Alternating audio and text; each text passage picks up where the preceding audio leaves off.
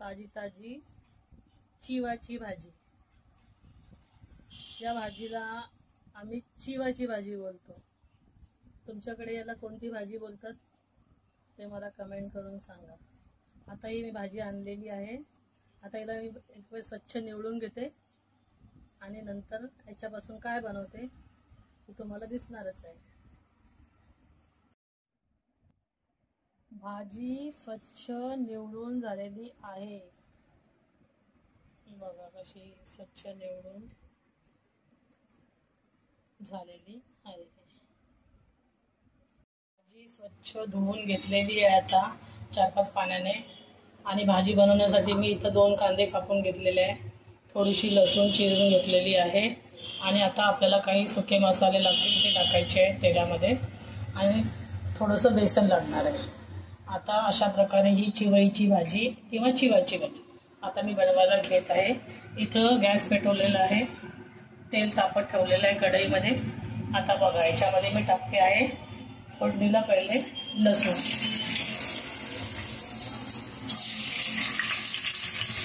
लसूण टाकून घेते, लसूण टाकून घेतलेला आहे फोडणीला लसूण आणि थोडंसं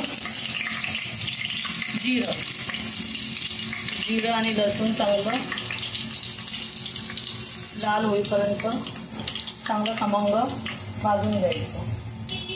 त्यानंतर मी याच्यामध्ये टाकत आहे हा कांदा, 2 चमचे हा आपला कांदा आहे। हा कांदा मी या फोडणीत घालत आहे आणि कांदा चांगला लाल परतून घेणार आहे।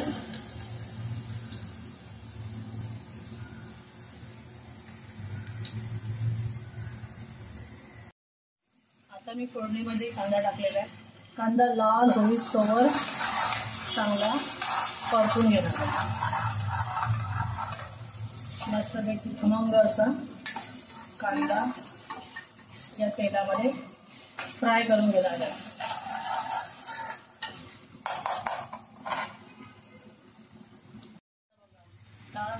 आपला चांगला खरपूस असा हा कांदा छान पैकी असा गोल्डन ब्राऊन झालेला आहे। आता मी याच्यामध्ये हळद टाकते आहे।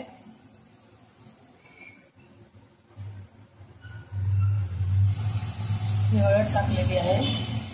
त्यानंतर मी यामध्ये तिखट टाकते आहे।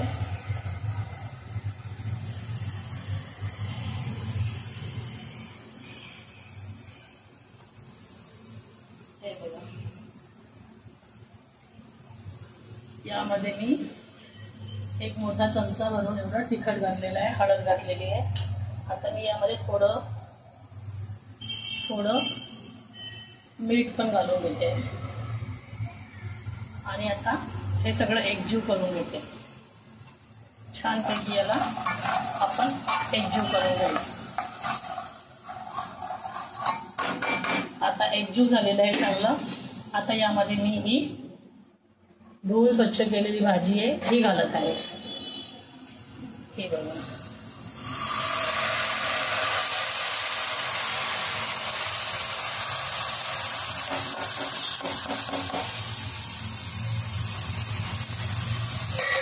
आता या मसाल्यामध्ये ही सगळी भाजी मी चांगली फिरून घेते आहे। आता भाजी बघूया आपण। वाव, आता आपली भाजी तेल सोडत आहे। आता आपली भाजी छानपैकी अशी ही झालेली आहे। याच्यामध्ये आता आपण अशी भाजी झाल्यानंतर मग आता आपण याच्यामध्ये हे आपलं बेसन थोडं करून घालूया। एकदम नाही घालायचं, थोडं करून घालायचं।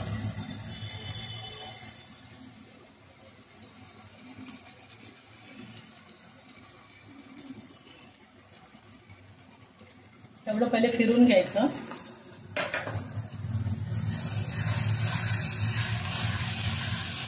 पूर्ण भाजीमध्ये जेवढं मावेल बेसन जरा कमीच घ्यायचं, नाहीतर मग जास्त करून आपल्याला बेसनच खायला लागेल। त्यामुळे भाजीच्या मानाने बेसन थोडं कमी घालायचं। आणि नंतर मग हिला एक दोन वाफ घेऊन घ्यायची, चांगली वाफ लावून घ्यायची या भाजीला. मी तुम्हाला दाखवते. आपली भाजी पूर्णपणे झाली का.